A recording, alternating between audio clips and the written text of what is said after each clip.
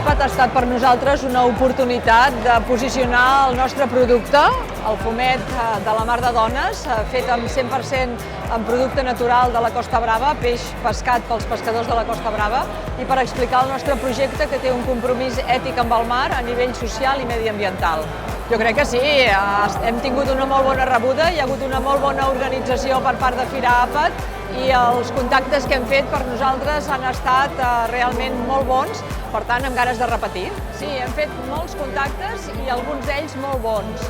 Per tant, hem sondejat també què busca el públic i sabem ara que el nostre producte pot obrir noves línies i per tant ens ha resultat molt interessant poder escoltar els visitants de Fira Àpat. Impulsem els productes catalans.